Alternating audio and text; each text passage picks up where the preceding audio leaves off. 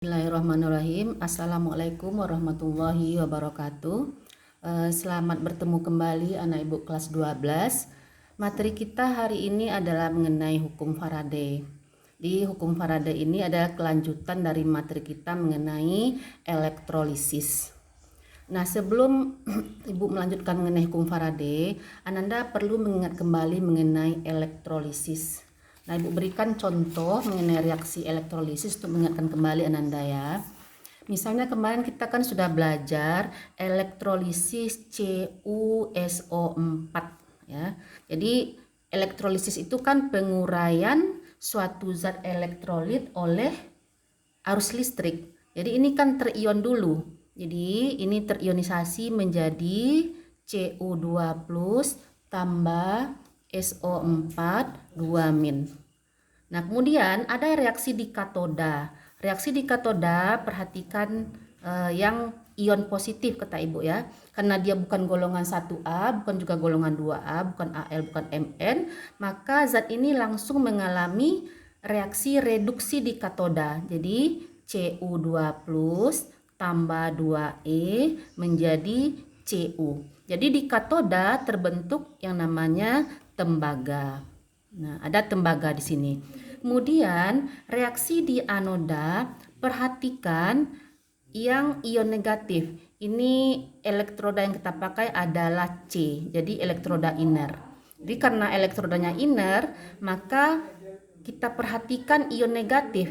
Ion negatifnya adalah sisa asam oksi yang mengandung oksigen. Maka nanti yang akan terjadi di anoda adalah oksidasi dari air. Jadi seperti ini kemarin ya, H2O, 2H2O menjadi 4H+ tambah 4 elektron tambah O2. Nah, di sini di anoda terbentuk oksigen. Nah, ini namanya reaksi elektrolisis. Jadi hukum Faraday itu apa? Hukum Faraday itu nanti gunanya adalah menghitung massa zat yang terjadi di katoda. Berapa massa Cu yang terjadi di katoda, berapa volume oksigen di anoda, itu bisa kita hitung dengan hukum Faraday. Nah, itu ibu mengingatkan kembali mengenai elektrolisis.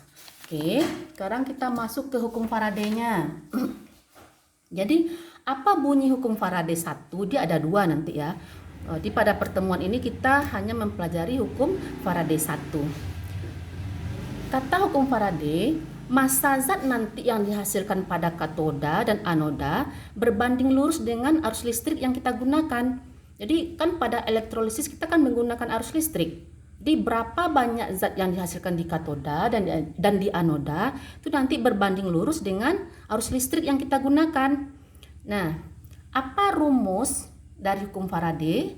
Perhatikan Ananda, W sama dengan E kali F. Atau W sama dengan E kali I kali T per 96.500. Keterangannya, ya, W itu berat. Nah, di berapa zat yang dihasilkan nanti, berapa beratnya, itu kita simbolkan nanti dengan W, satuannya gram. Kemudian ada E di sini. Jadi zat yang dihasilkan itu dia punya berat ekivalen nanti. Berat ekivalen. Kemudian ada T, waktu di sini. Waktu itu nanti dalam detik. Kemudian ada I, itu kuat arus, satuannya ampere. Nah, kita kembali ke E. E itu nanti bisa kita cari dengan rumus AR atau MR per valensi. Sehingga nanti rumus yang ini ya, rumus yang ibu tunjuk ini, bisa kita jabarkan seperti ini. Nggak usah tuliskan E, tapi E itu kita masukkan, yang ini kita masukkan ke sini. AR atau MR per valensi kali I kali T per 96.500. Oke, sekarang ibu mau terangkan yang valensi. Valensi itu adalah muatan. Jadi valensi itu sama dengan muatan. Valensi itu sama dengan muatan. Nah, untuk unsur logam, ini untuk unsur logam, ibu berikan contoh nanti untuk unsur logam. Perhatikan bahwa untuk unsur logam, valensi sama dengan muatan. Misalnya CuSO4, mana nanti yang valensinya? Kita buatkan dulu reaksi ionnya. Cu2+ tambah SO4 2-. Nah, perhatikan Cu, kan ini logamnya logam tembaga. Maka Cu itu muatannya sama dengan 2. Muatan sama dengan 2. Jadi tidak pakai plus minusnya, muatannya 2. Kita berikan contoh lain, AgNO3, perak nitrat, ini perak, menjadi Ag plus tambah NO3-. Nah, di sini Ag plus, lihat muatannya nak ya. Ag itu nanti muatannya Ibu tulis 1. Muatannya sama dengan 1. Ini nih. Angka 1 kan tidak ditulis dalam kimia. Berarti ini kan plus 1, cuma tidak ditulis. Nah, itu untuk unsur logam, valensi sama dengan muatan. Nah, sekarang bagaimana kalau untuk unsur non-logam? Ya, perhatikan. Nah, unsur non-logam, kalau dia unsur non-logam itu kan misalnya oksigen ya, O2. O ini kalau kita buatkan bentuk ionnya, O itu 2-, O2-. Tapi karena keberadaannya dalam bentuk molekul diatomik 2, maka kita kali 2 muatannya ini. Jadi valensi O sama dengan 2 kali min 2. Berarti kan min 4. Jadi kalau muatan itu tidak pakai min plusnya kata Ibu tadi. Jadi valensi O sama dengan 4. Kemudian misalnya H2 lagi di sini. H2 kan hidrogen non logam ya. H itu kan dia bermuatan positif 1, H plus kalau dalam bentuk ion. Maka valensi H Ibu tulis juga 2 di sini. Karena dikali 2, dia dalam bentuk H2. Di 2 kali plus 1, H2. Cl misalnya, Cl2. Cl ini dalam bentuk Cl min, kalau bentuk ionnya min 1 ini, min 1. Jadi valensi si Cl juga 2. Di mana 2-nya? 2 kali min 1 di sini. Angka 1 kan tidak ditulis kata Ibu tadi. Nah, itu kira-kira untuk valensi. Ibu berikan contoh soal ya. Bu ada contoh soal, perhatikan ya. Larutan nikel 2 sulfat. Nah, larutan nikel 2 sulfat dielektrolisis dengan arus searah sebesar 1,93 ampere.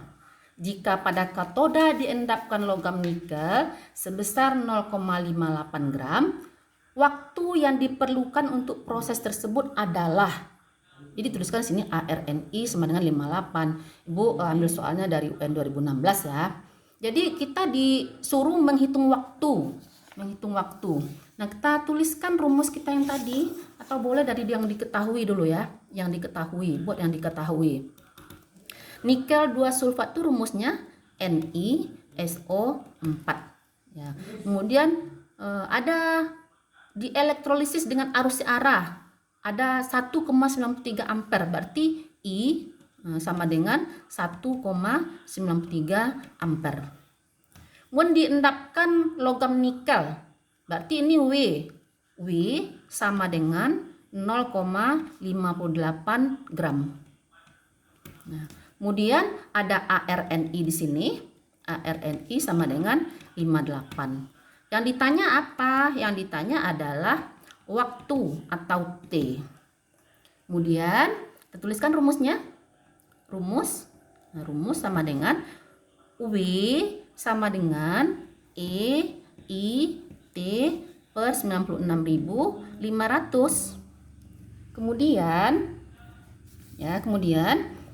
kalau kita ditanya T, maka rumusnya menjadi T sama dengan W dikali 96.500 per E dikali I. Nah, E-nya tadi kan A. Rumusnya AR atau MR per valensi. Kan ini rumusnya tadi ya. Nah, zatnya kan NiSO4. Zatnya tuh NiSO4. NiSO4 tuh reaksi ionisasinya Ni2 plus tambah SO4 2-. Berarti perhatikan Ni. Berarti valensi Ni sama dengan 2. Jadi maaf ya, Ada coretan dikit. Di AR atau MR, ARNI berapa tadi? 58 kan? Nah, 58 valensinya 2. Valensinya 2. Berarti 58 kita bagi 2, 25 tambah 4, 29. Jadi E-nya nanti bernilai 29. Dapat nilai E. Kita masukkan ke sini. Nah, W-nya kan 0,58 dikali 96.500 per 29 kali I. 1,93. Nanti Anda akan dapatkan T-nya itu bernilai 1000 detik. Oke, demikian saja. Ibu kira Anda paham. Bagaimana atau mana rumus yang kita gunakan itu tergantung soal apakah ditanya nanti W-nya atau T-nya yang ditanya, itu tergantung soal. Demikian saja. Terima kasih. Assalamualaikum warahmatullahi wabarakatuh.